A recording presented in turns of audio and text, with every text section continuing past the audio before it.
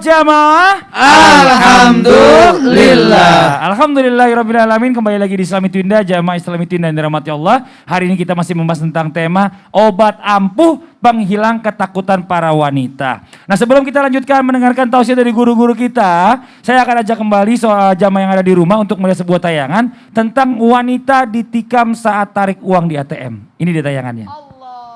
Polisi langsung melakukan olah tempat kejadian perkara terkait kasus penikaman terhadap seorang wanita di sebuah mesin anjungan tunai mandiri ATM di kawasan Jalan Kartini, Kota Pematang Siantar, Sumatera Utara, Rabu kemarin.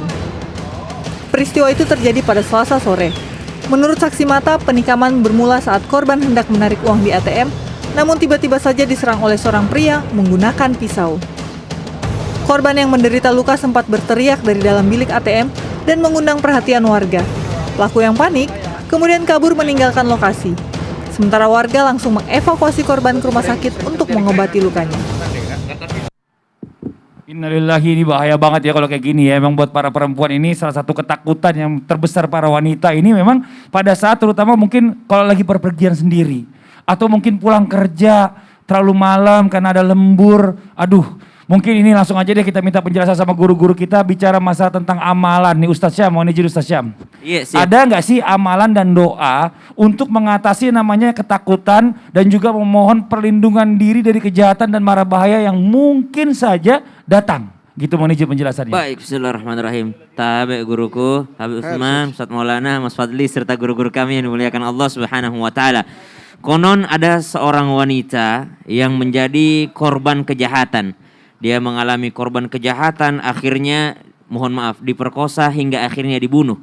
Lalu suatu ketika ditangkaplah para pelaku ini. Dikatakan kepadanya, apa yang engkau lakukan, subhanallah. Maka ditangkaplah orang-orang ini dan wanita yang kedua ditanya, kenapa engkau tidak mengalami hal tersebut? Padahal engkau berjalan di tempat yang sama, engkau hanya selang beberapa jam setelah wanita pertama itu lewat, namun ternyata wanita yang kedua ini tidak mengalami sedikit pun kejahatan.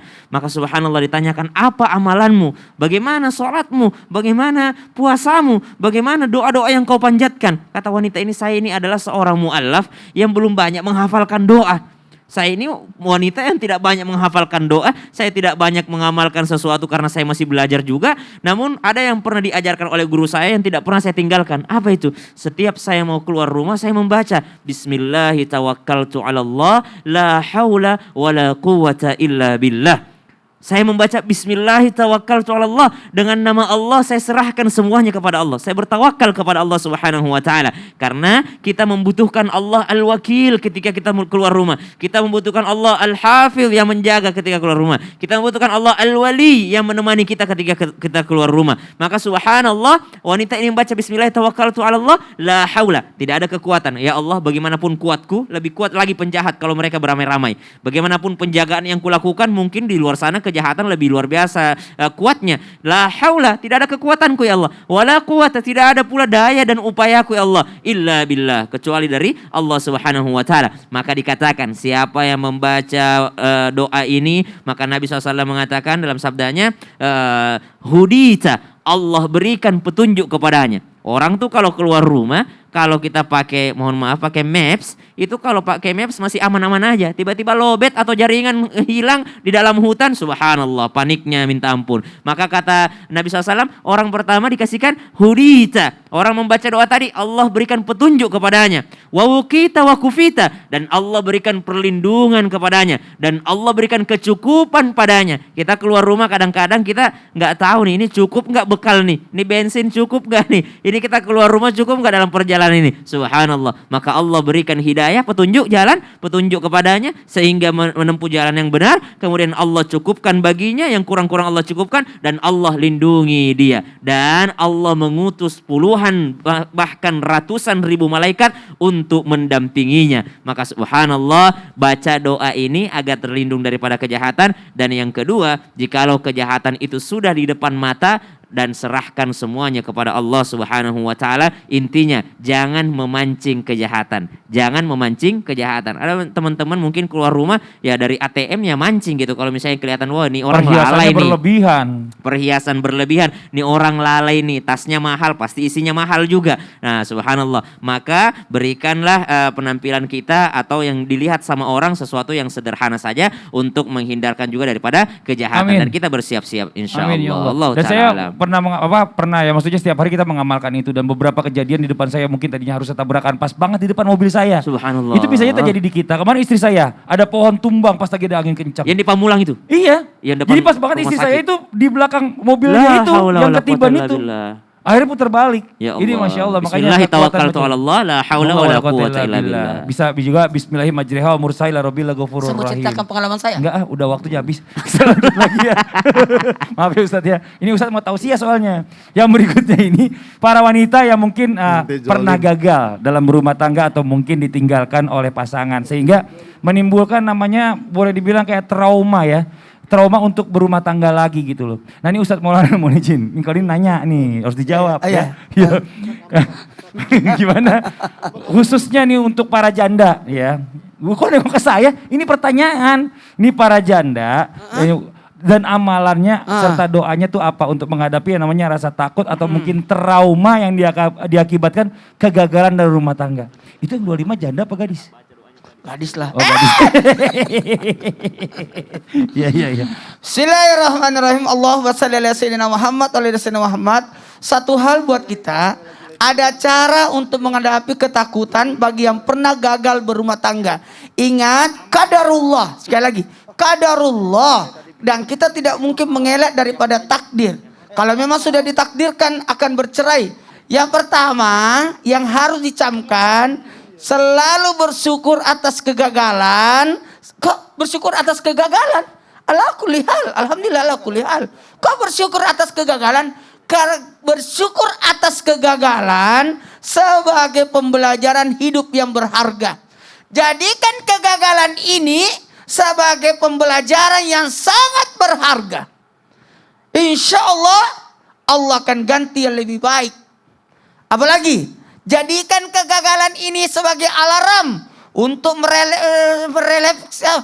merefleksi, itu beribet ya, merefleksi itu, merefleksi diri, refleksi diri kita, sadari untuk memperbaiki kesalahan.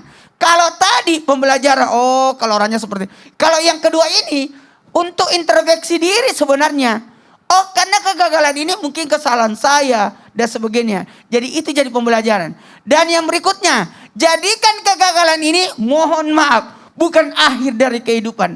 Namun bisa jadi gerbang awal menuju kehidupan yang lebih baik. Sekali lagi, menuju kehidupan yang lebih baik. Mohon maaf, Allah memberikan kita takdir yang terbaik. Tidak pernah Allah memberikan takdir buruk. Semua kebaikan. Mohon maaf, tetap berbaik sangka kepada Allah. Dan ingat, gagal itu bukan patah arang. Jadi kalau satu bentuk ketegaran, tegar menghadapi. Karena sudah ada berdasarkan pengalaman. Apalagi kehidupan dunia ini tak pernah abadi. Sekali lagi, kehidupan dunia ini tak pernah abadi. Tak pernah abadi. Seneng banget ya kalau saya kepleset mulutnya. Ustadz juga sama. Kalau saya kepleset seneng. Bangkit dan warnailah dengan kebaikan. Jadi kegagalan ini kita perbaiki dengan kebaikan. Ingat, penemu lampu pijar itu berapa kali tuh bolahan itu hancur. Bohlam. Bohlam. Karena di Makassar namanya balon. Tapi mau bilangnya bohlan. Bohlan siapa bohlan? Kan saya mau keren gitu juga. Jadi mohon maaf, satu pembelajaran yang sangat penting. Mudah-mudahan kita bisa naik derajat kita. Rabbi la tasarni fardan wa anta khairul warisin. Amin. Ya Allah janganlah aku menyendiri, berikanlah aku pendamping yang terbaik. Amin ya rabbal alamin. Jadi kehidupan ini memang sementara Ustadz ya. Bukan kehidupan. Kehidupan. Tadi Ustaz bilang kehidupan. Terima kasih banyak Ustaz Maulana, jazakallah khairan kasiran ilmunya. Sekarang kita lanjut lagi buat jamaah Islam itu yang ada di rumah ya. Yang namanya manusia ini hidup nggak selalu benar. Yang namanya wanita pun punya yang namanya kesalahan. Tadi guru kita Habib Usman ya sudah menjelaskan di segmen sebelumnya tadi. Yang namanya orang itu pasti punya yang namanya dosa-dosa masa lalu. Nah kadang-kadang, nah ini kita nih ada kalanya yang namanya melakukan kesalahan ini. Kita ini jadi ketakutan sendiri. Kira-kira, wah nanti aku akan dibalas akan perbuatan di masa lalu. Nah ada nggak nih hal-hal yang ini Bib, yang dapat membuat para wanita ini diampuni dari dosa-dosa masa lalunya sehingga nggak perlu lagi yang namanya ketakutan, yang namanya menghadapi hari yang akan datang. Mohon izin penjelasannya Bib, tafadhol Bib. Afwan Mas Fadli, Ustaz Silakan. Maulana, Ustaz Syam. Bismillahirrahmanirrahim. Allahumma salli ala Sayyidina Muhammad wa ala ali Sayyidina Muhammad. Allah subhanahu wa ta'ala berfirman dalam Al-Quran, Qul ya ibadiyalladzi asrafu ala anfusihim la taknatu min rahmatillah innallaha yaghfiru dhunuba jami'an innahu huwal ghafurur rahim. Katakanlah, hai hamba-hambaku yang melampaui batas, bahwasanya mereka yang melampaui batas terhadap diri mereka sendiri, janganlah kamu berputus asa. Dari apa? Dari rahmatnya Allah subhanahu wa ta'ala. Sungguhnya Allah subhanahu wa ta'ala mengampuni dosa-dosa kita semua. Allah lah yang maha pengampun, lagi maha penyayang. Dan juga kita harus paham bahwasanya kita kembalilah kepada siapa? Kepada Allah subhanahu wa ta'ala. Berserah diri kepada Allah sebelum datangnya cobaan, musibah ataupun azab yang Allah berikan. Oleh karena itu kita berharap pertolongannya Allah subhanahu wa ta'ala dengan sebaik-baiknya pertolongan. Kalau bukan Allah yang nolong kita, siapa lagi? Nah bagaimana sih cara menghapus dosa dan diselamatkan dari dosa masa lalu? Yang pertama, tobatlah, minta ampunanlah kepada Allah subhanahu wa ta'ala dengan sebaik-baiknya tobat. Salat 2 rakaat, tobat ya Allah saya tobatan nasuha, minta ampunan kepadamu. Salat 2 rakaat, habis itu salat apa lagi? Salat tobat lagi 2 rakaat. Habis itu apa lagi? Salat tobat lagi. Netesin air mata di sujud terakhir, ingat semua dosa-dosa masa lalunya dan berharap ampunan dari Allah subhanahu wa ta'ala. Dan ya Allah, saya berjanji tidak akan mengulanginya lagi ya Allah.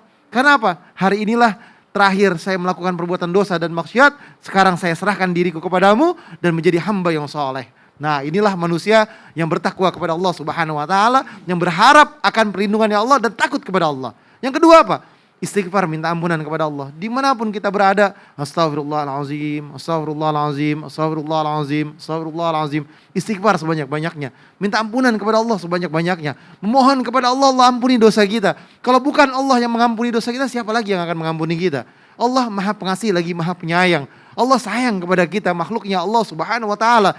Yang paling sayang sama kita, bahkan melebihi sayangnya orang tua kita kepada kita, yaitu Allah subhanahu wa ta'ala. Oleh karena itu istighfar, minta ampunan kepada Allah. Yang ketiga, melakukan amal kebaikan. Antara Jumat dengan Jumat yang lain, Allah subhanahu wa ta'ala ampuni dosanya. Sholat Jumat yang benar, ibadah yang benar, bertakwa kepada Allah, minta ampunan kepada Allah. Ramadan, ini dengan Ramadan yang akan datang, dia ibadah kepada Allah, mendekatkan diri kepada Allah. Puasa Ramadannya benar, puasa Ramadannya bagus, sholatnya bagus. Dan dia bisa menahan daripada hawa nafsunya seperti bayi yang baru lahir. Berharap kepada Allah, ya Allah ampunin dosanya. Ini adalah momen-momen. Besok ini sebentar lagi Ramadan. Ya Allah jadikanlah kami hambanya Allah yang bertakwa. Jadikanlah hati kami bersih ya Allah. Lisan kami bersih ya Allah. Semoga puasa kami sebagaimana puasanya orang-orang soleh. Bukan hanya lapar dan haus. Tapi gibahnya dihilangin. Adu dombanya dihilangin. Ngomongin orangnya dihilangin. Jelekin orangnya dihilangin. Hasutnya dihilangin. Iri dengkinya dihilangin.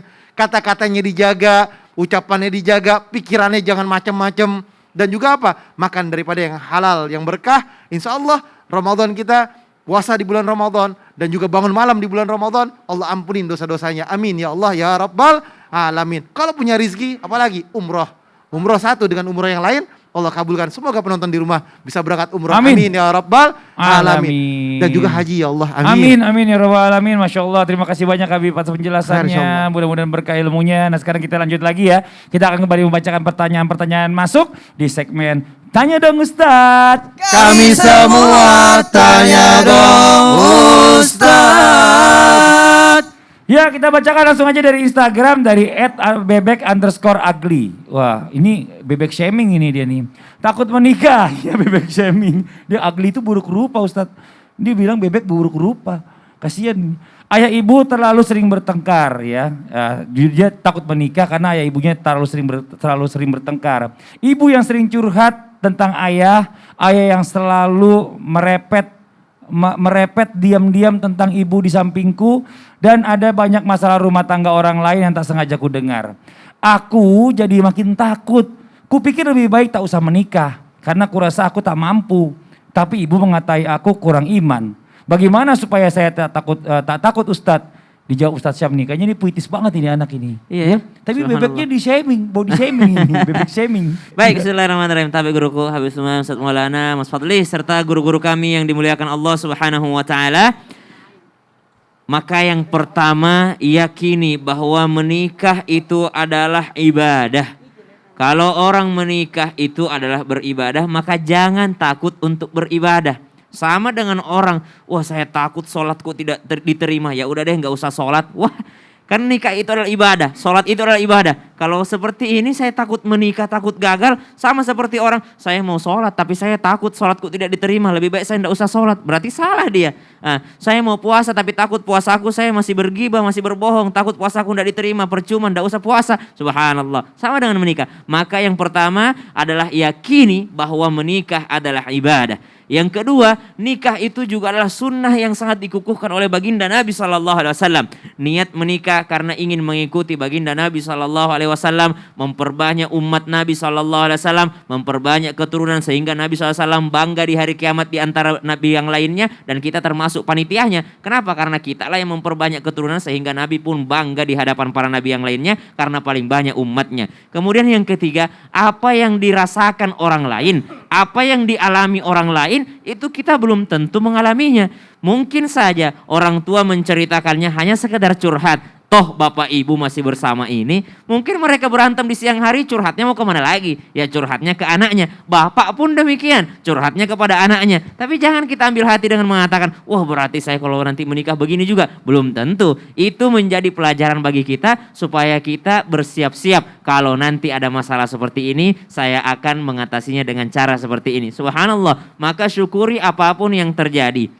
Baik dan buruk itu ajaban li amril mu'min, suatu yang menakjubkan bagi seorang yang beriman. Kenapa? Dapat kenikmatan dia bisa bersyukur, dapat sesuatu yang buruk dia bisa bersabar. Maka subhanallah, sehingga sang ibu pun mengatakan tadi dalam pertanyaannya, engkau nih kurang iman, kurang percaya sama Allah Subhanahu wa taala. Berarti ibu sedang baik-baik saja. Tidak sedang baik-baik saja, ibu sedang baik-baik saja. Kenapa? Karena ternyata dia pun memotivasi anaknya untuk menikah. Dikatakan kurang iman. Kenapa? Karena ternyata percaya kepada Allah Subhanahu wa taala itu jalan yang utama. Maka bagaimana caranya menghilangkan trauma untuk menikah? Nikah itu adalah ibadah, nikah itu adalah sunnah, dan ambil pelajaran dari ayah ibu. Ketika ibu sedang bermasalah dengan ayah bermasalah dengan ibu, tidak semua orang punya masalah yang sama. Masing-masing kita pasti akan mengalami masalah pernikahan tanpa bermaksud menggurui ataupun mengajari. Namun ajaban li amril mu'min, pegang ini, sungguh menakjubkan seorang yang punya iman kepada Allah Subhanahu wa taala. Kalau dia ditimpa yang enak-enak dia bersyukur, tapi kalau ditimpa yang tidak enak bisa saja dia dapat pahala daripada kesabarannya. Ba'da an naqul a'udzubillahi minasyaitonir rajim. Salamun alaikum bima sabartum. Di ayat yang lain, ulaika alladzina yujzauna bima sabaru wa yulqauna fiha tahiyatan wa salama khalidina fiha hasunat mustaqarran wa muqama. Masuk surga lewat jalur sabar. Bagaimana mau sabar kalau belum mencoba? Wallahu taala alam. Jazakallah khairan katsiran Ustaz Syam. Jadi kita Ustaz. ngelihat sesuatu yang buruk itu atau kurang baik, jadikanlah itu pelajaran. Bukan kita tadi ngelihat sesuatu dalam pernikahan yang kurang baik jadi takut menikah. Betul. Tapi kita belajar bagaimana nanti pada saat kita menikah tidak melakukan hal yang sama. Subhanallah. Masya Allah. Wajah yang ada di rumah jangan kemana-mana. Pembahasan kita semakin menarik. Tetap di Islam itu Indah. Jamaah. Oh jamaah. Alhamdulillah. Subhan